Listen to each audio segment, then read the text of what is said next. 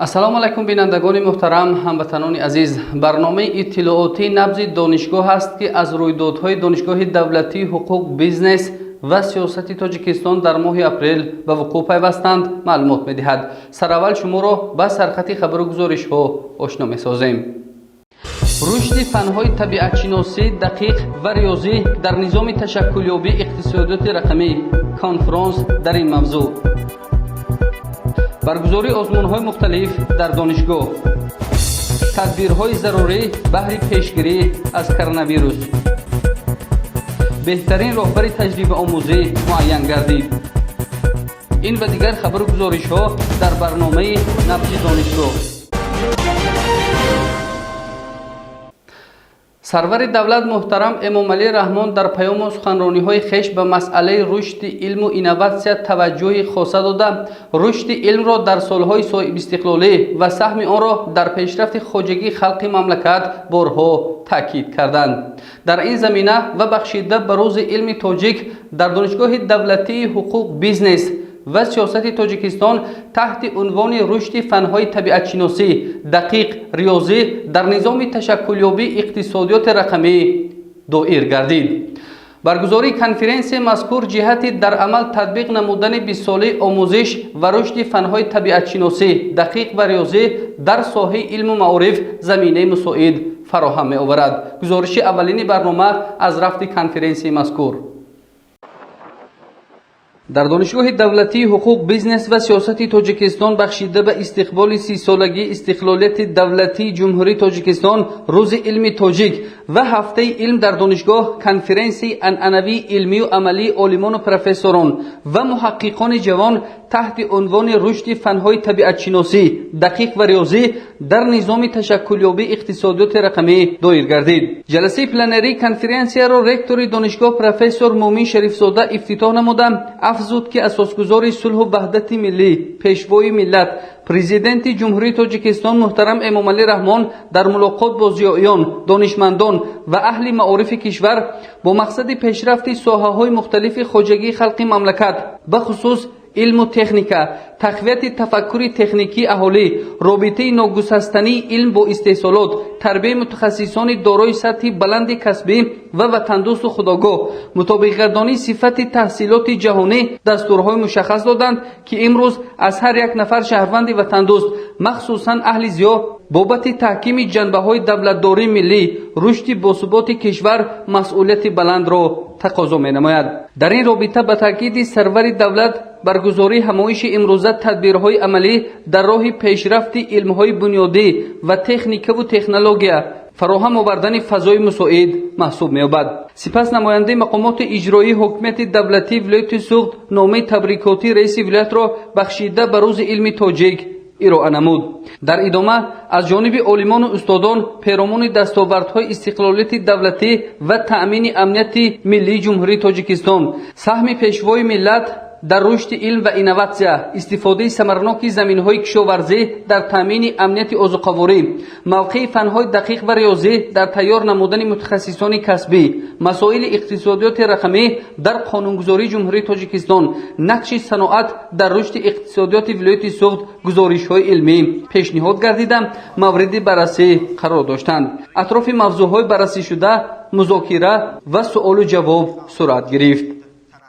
аз ҷониби асосгузори сулҳу ваҳдати миллӣ, пешвои миллат, президенти ҷумҳурии тоҷикистон муҳтарам Эмомалӣ Раҳмон 20 солаи омӯзиши фанҳои табиатшиносӣ дақиқ ва риёзӣ дар соҳаи илму маориф таъин гардидани солҳои 2020-2040 дар ҷомеаи мо ҳамовозӣ пайдо намуд. зеро рушди илму техника бе истифодаи илмҳои дақиқ имконнопазир аст. имрӯз дар донишгоҳи мо конференсияи илмии амалӣ бахшида ба ин 20 солаи омӯзиши фанҳои табиатшиносӣ дақиқ ва риёзӣ баргузор гашт, ки ҳадафи баргузор намудани ин конференсия аз он иборат буд, ки мо омӯзгорон, донишҷӯён, аспирантону магистрантон ҳамаҷоя якҷоя сарҷамъ омада оид ба муаммоҳо ва он комёбиҳое ки дар ин соҳа ҳаст онро баррасӣ намоем. дар бахши дуюми конференсия ба як қатор олимону устодони донишгоҳ ки ба унвонҳои баланди илмӣ ва дастовардҳо комёб гардиданд, дипломҳои дараҷавӣ ва унвонҳои илмӣ, комиссияи олии аттестатсионӣ, ифтихорномаҳои вазорати маориф ва илми ҷумҳурии Тоҷикистон тақдим карда шуд. давоми 4 рӯзи ҳамоиш дар 28 бахш зиёда аз 600 мақолаҳои илмӣ устодон ва муҳаққиқони ҷавон баррасӣ гардид ки дар маҷмӯи мақолаҳои конференсия нашр хоҳад шуд.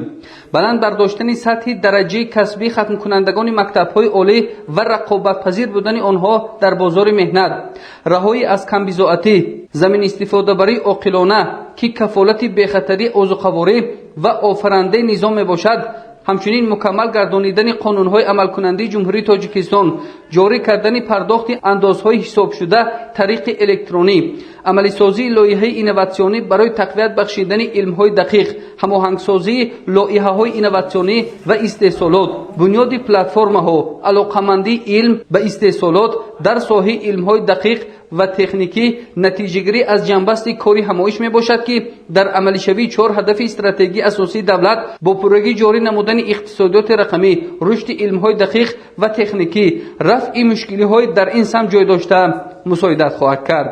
мавзӯъҳои ироа гардида фарогири ҷанбаҳои мухталифи соҳаҳои хоҷагии халқ буда, барои дар амал татбиқ намудани илм ба истеҳсолот заминаи мусоид фароҳам меоварад.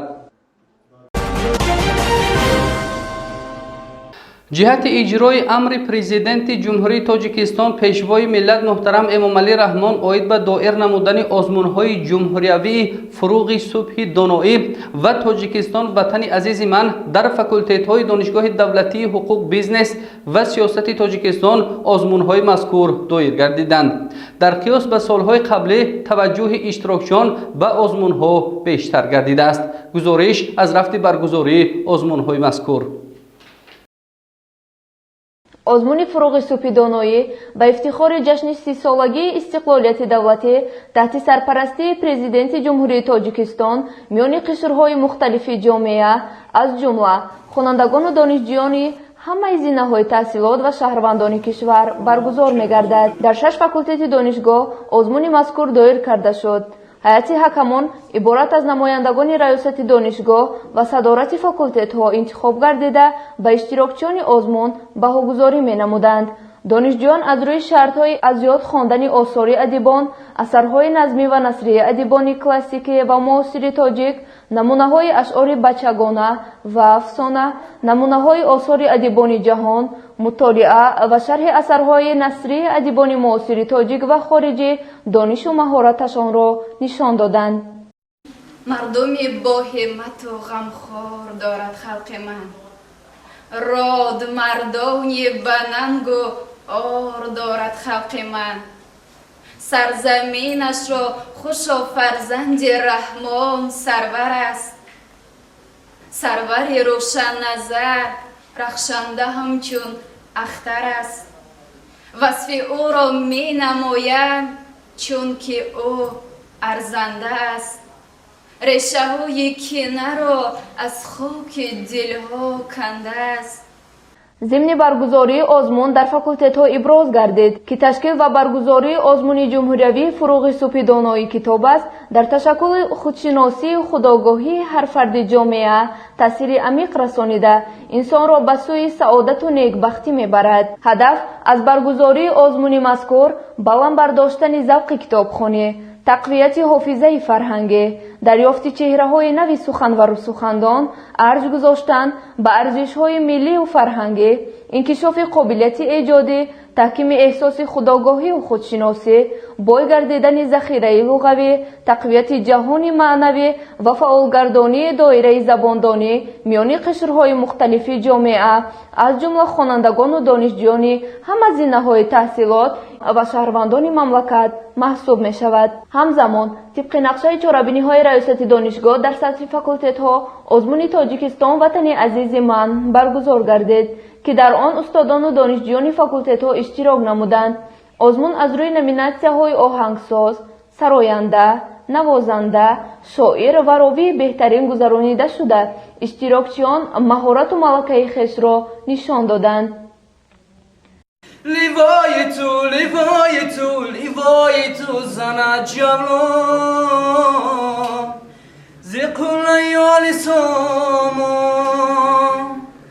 برای ملت تاجیک وطن عزیزی تو چون جان وطن عزیزی تو چون جان وطن جان وطن وطن جان وطن وطن جان وطن وطن جان وطن. озмон бо мақсади сазовор пешвоз гирифтани ҷашни 30-солагии истиқлолияти давлатии ҷумҳурии тоҷикистон, дарёфти истеъдодҳои нави соҳаи санъат, баланд бардоштани мақому маҳорати касбӣ, тақвият бахшидан ба касбияти ҳунарҳои иҷрокунандагӣ ва эҷоди мусиқии нав, инчунин таълифи ашъори баландғояи ватандӯстона, дарёфти беҳтарин намунаҳои оҳанг ва сурудҳои тараннумгари дастовардҳои замони истиқлолияти давлатӣ баргузор мегардад. Гуфта мешавад, ки ҳар як номинатсия дорои талаботи махсуси касбӣ буда, дар вақти иҷро таълифи асари мусиқӣ, шеър, суруд ва оҳанг ба инобат гирифта мешавад. ғолибони давраи факултетии озмунҳои фуруғи супидонои китоб аст ва Тоҷикистон ватани азизи ман ба даври донишгоҳӣ роҳхат гирифтанд.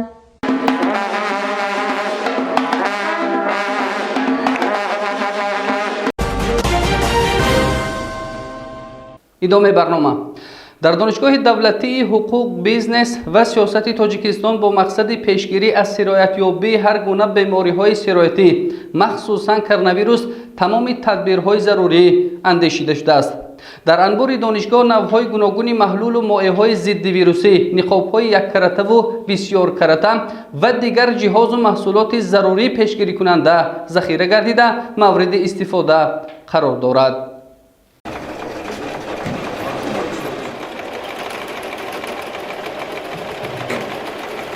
бо супориши ректори донишгоҳ профессор Мумин Шарифзода дар хобгоҳи донишгоҳ шароит муҳайё гардидааст, ки онҳо дар дораи маҳфили доимоваркунандаи ганҷинаи ҳунар метавонанд дар вақтҳои фориғӣ ба дӯхтани ниқобҳои яккаратаву бисёркарата машғул гарданд.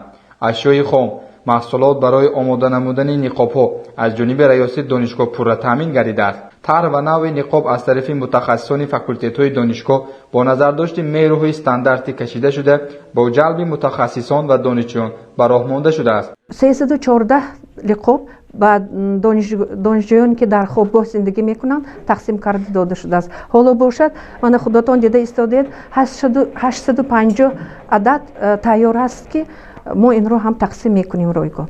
با خوابگاه ما تقسیم کرده شدیم. ما حاضر با نقشه گرفتیم که این لقاب های تیار شده رو با دانشجویانی که در فاکولته ها تحصیل میکنند با آنها تقسیم کنیم. ریاست دانشگاه تصمیم گرفته است که در حالت ضروری با نقاب‌های دوخته دختران خوابگاه کارمندان و دانشجویان خود را با نقاب‌های طبی پوره تامین نماید. همه روزه 10-15 نفر دختران پس از درس در وقت‌های فارغی به نقاب‌دوزی مشغول می‌گردند. برای دوختن نقاب‌ها اساساً محصولات پختگین استحصالی وطنی استفاده برده می‌شوند. در نظر است که حجم استحصال زیاد کرده شده و دیگر مؤسسات اجتماعی نیز نقاب‌های طبی پیشنهاد کرده شوند. با مقصد پیشگیری از هر گونه بیماری‌های سرایتی مخصوصاً کرونا ویروس در دانشگاه چاره‌های پیشگیری کننده پرزور کرده شدند. در روزهای استراحتی در بناهای اساسی و تعلیمی، خوابگاه و کتابخانه دانشگاه کارهای بی‌ضررگردانی جریان گرفته. دالان و صنفخانه‌های تعلیمی نیز با محلول‌های مخصوص ضد ویروسی پاککاری کرده شدند. همچنین در همه بناهای مأموری و تعلیمی و خوابگاه دانشگاه اعلان و ورقه‌های اطلاعاتی پیشگیری کننده از بیماری‌های سرایتی وصل و نصب گردیده است که آن هشدار می‌دهد تا کارمندان و استادان و دانشجویان دانشگاه از خوف و سرایت‌یابی این قبیل بیماری‌ها به طور ضروری آگاه گردند. دانشجویان خوابگاه نیز بیش از پیش و تازه و آزادگی دقتی بلند دادند. دالان و روزنه‌های خوابگاه و اتاق‌های خویش را تازه و آزاده می‌نمودند. ریاست دانشگاه محلول و دیگر لوازمات ضروری پیشگیری کننده را با آنها مهیا نموده است. امروزها جامعه امروزه را یکی از خطرهای بزرگ کرونا ویروس پنهان کرده است که دانشگاه دولتی حقوق و سیاست تاجیکستان خوابگاه خود را همه روزه با موادهای شوینده و بی‌ضررگردانی تامین نموده بهبودی و تازه‌کاری را در خوابگاه جاری نموده است و همه روزه بی‌ضررگردانی را گذرانیده تمام اتاق‌ها و کریدوران را با خلورها، موادهای شوینده و غیره شسته تازه و آزاده نگاه می‌دارد. در انبار دانشگاه نیز نوع‌های گوناگون محلول و مایع‌های ضد ویروسی، نقاب‌های یک‌کرته و بسیارکرته و دیگر جهاز و محصولات ضروری پیشگیری کننده ذخیره گردیده مورد استفاده قرار دارد. имрӯз дар анборҳои донишгоҳ ниқобҳои яккарата ва бисёркарата, маҳлулҳои безараргардонӣ ва инчунин як қатор маҳлулҳое ки маҳз вобаста баҳри пешгирии ана ҳамин бемории сироятӣ зарур аст, ба таври зарурӣ нигаҳ дошта шудааст ва воқеан имрӯз тамоми ҷомеаи ҷаҳониро месазад ки дастаҷамъона бар зидди ана ҳамин беморӣ муборизаи беамон барем. ҳамзамон аз ҷониби кураторони гурӯҳҳои таълимӣ дар соатҳои тарбиявӣ низ баҳри пешгирии он ва риояи гигиенаи шахсӣ дастурҳои муфид ба донишҷӯён дода мешавад ва дар ҷамъомаду ҷаласаҳо низ масъалаи мазкур ҳаматарафа баррасӣ ва баҳри пешгирии он ба масъулин дастуру супоришҳои қатъӣ дода мешавад. ҳамарӯза толору долонҳои раёсат факултетҳои донишгоҳ бо маҳлулҳои махсуси зиддивирусӣ поккорӣ карда шуда дар даромадгоҳҳо навбатдорон ба таври ҳамешагӣ ба тозаву озодагӣ эътибори ҷиддӣ медиҳанд. бори нахуст дар донишгоҳ озмуни беҳтарин роҳбари таҷрибаомӯзӣ ва гурӯҳи беҳтарини таҷрибаомӯзон баргузор гардид. ин иқдом бо мақсади омода намудани мутахассисони баландихтисос таҷрибаи пешқадами роҳбарони таҷрибаомӯзӣ роҳандозӣ гардидааст. гузориши навбатии барнома идомабахши ин мавзӯъст. ҷиҳати баланд бардоштани маҳорати касбии мутахассисон, ҳавасмандгардонӣ, такмили дониш, дарёфти роҳбарони беҳтарини таҷрибаомӯзии донишҷӯён дар донишгоҳ, ҳамкории онҳо бо ташкилоту муассисаҳо, ҳавасманд намудани донишҷӯён ба касби интихоб гардида, мустаҳкам намудани донишҳои назариявӣ ва амалӣ, бо ташаббуси раёсати илмии донишгоҳ озмуни беҳтарин роҳбари таҷрибаомӯзӣ ва гурӯҳи беҳтарини таҷрибаомӯзон доир карда шуд. дар даври якум тибқи талаботи низомномаи озмун сатҳи дониши роҳбарони таҷрибаомӯзӣ ва донишҷӯён тариқи тестӣ дар алоҳидагӣ санҷида шуд.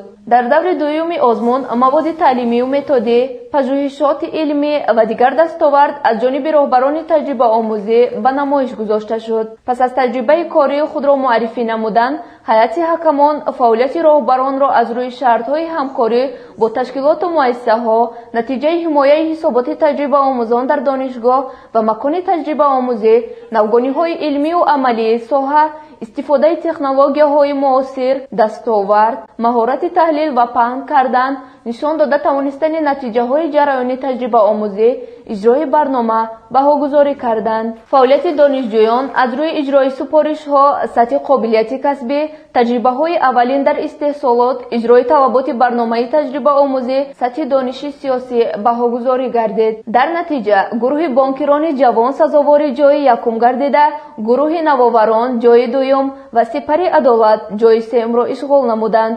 ғолибон бо мукофоти пулӣ ва сипосномаи раёсати донишгоҳ қадрдонӣ мешаванд.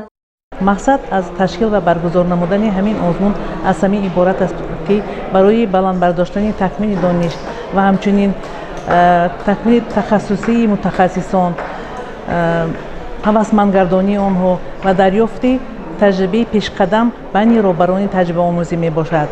баргузории озмуни мазкур ба омода намудани кадрҳои баланд ихтисос, таълиму тарбияи донишҷӯёни фаъолу пешқадам, тарғиб ва паҳн кардани таҷрибаи пешқадами роҳбарони таҷрибаомӯзӣ заминаи воқеӣ мегузорад.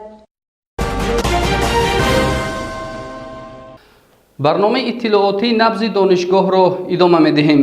ба муносибати эълон гардидани солҳои 2019-2021 солҳои рушди деҳот, сайёҳӣ ва ҳунарҳои мардумӣ, сазовор истиқбол гирифтани 30-солагии истиқлолияти давлатии ҷумҳурии Тоҷикистон, солҳои 2020-2040 20-солаи омӯзиш ва рушди фанҳои табиатшиносӣ, дақиқ ва риёзӣ дар соҳаи илму маориф ва 5500-солагии саразми бостонӣ дар сатҳи факултетҳо ва дар доираи ҳафтаи кафедраҳои донишгоҳ силсилачорабиниҳо гузаронида шуданд, ки гузориши навбатии барнома аз рафти он маълумот медиҳад.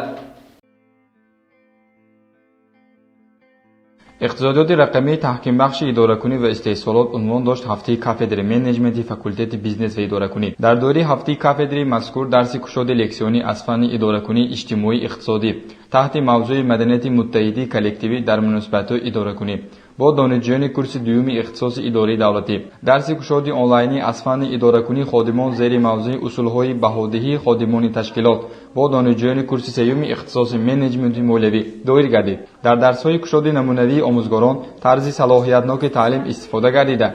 با استفاده از واسطه‌های معاصر تکنیکی آموزشی موضوع با مقصد فهم و دسترس گردید.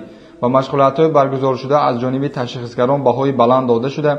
همزمان طبق برنامه هفته کافدره چاره‌بینی‌های تعلیمی و علمی و تربیت و ورزشی راه اندازی شدند. با مقصد ترغیب و تشویق طرز حیات سالم، عمومی‌گردانی ورزش و پیشگیری از شامل‌شوی جوانان و دانشجویان به حزب و حرکت‌های ارتجاعی و افراطگرایی، نشمندی و دوری جستن از کارهای ناشایسته، واخوری کارمندان ریاست وزارت کارهای داخلی جمهوری تاجیکستان در ولایت سوخ و شهر خوجند با دانشجویان فاکولته بیزنس و اداره‌کنی تحت عنوان مسئولیت پدر و مادر در تعلیم و تربیت فرزند، کفیل آسایشتگی و رشد باثبات جامعه و مسابقه ورزشی نوع والیبال بین دانشجو پسران و دانشجو دختران کورس‌های اول اختصاص‌های منیجمنت و اداره دولتی برگزار گردید.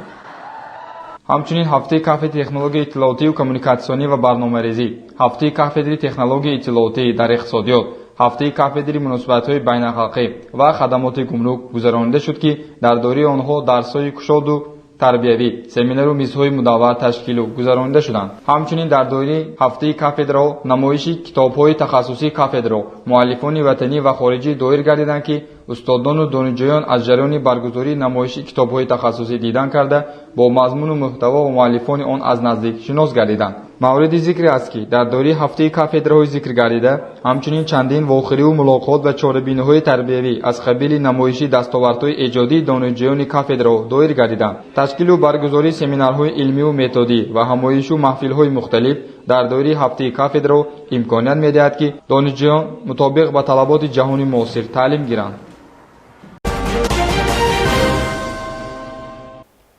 با مقصد بلند برداشتن ملکه از خودکنی درس‌ها و جلب محصلین به کتابخانه در لیسه دانشگاه دولتی حقوق بیزنس و سیاست تاجیکستان دهه صنف‌های ابتدایی تشکیل و گذرانیده شد. در دایره دهه مذکور آزمون‌های مختلف بین خوانندگان دایر گردید. در لیسه دانشگاه دولتی حقوق بیزنس و سیاست تاجیکستان نیمه اولی ماه اپریل دهه صنف‌های ابتدایی تشکیل و گذرانیده شد. در دایره دهه مذکور بین خوانندگان آزمون و چاره‌بینی‌های مختلف دایر گردیدند. همچنین بین صنف‌های 1 و 4 آزمون‌های خطاط بهترین، کتابخوانی بهترین، رسم بهترین و دیگر آزمون‌ها گذرانیده شد. در برابر این چاره‌بینی‌های تربیوی دایر گردیدند که در جریان آن نمایندگان شعبه معارف شهر خوجند و ریاست دانشگاه اشتراک نمودند. با برگزار نمودن یک چاره‌بینی دهه صنف‌های ابتدایی در لیسه دانشگاه جنببست کرده شد. غالبان آزمون‌ها قدرشناسی گردیدند. دوام دهه صنف‌های ابتدایی نمایندگان شعبه معارف در درس‌های آموزگاران صنف‌های ابتدایی لیسه اشتراک نموده بهای بلند دادند. ماموریت لیسه از آن قناعتمند هست که دانش خوانندگان صنف‌های ابتدایی وابسته به سن و سال آنها، وابسته به صنف‌هایشان که در مقایسه سنجیده بهاگذاری کرد. البته تا درجه هست که آنها نسبت به یکدیگر هم از جهت نوشتن آزمون زیبانویسی، خطاط بهترین، کتابخوان بهترین، اینچنین لغتدان بهترین البته نشان داده توانستند. برگزاری آزمون‌های مذکور با مقصد بلند برداشتن سویه دانش خوانندگان، بیدار کردن ذوق کتابخوانی، پرورش حسی وطن‌دوستی و زیبایی پرستی در نهاد آنها راه اندازی گردیدند. یادآور می‌شویم که امروز در لیسه دانشگاه 20 نفر آموزگاران صاحب اختصاص و 328 نفر خوانندگان درس می‌گویند.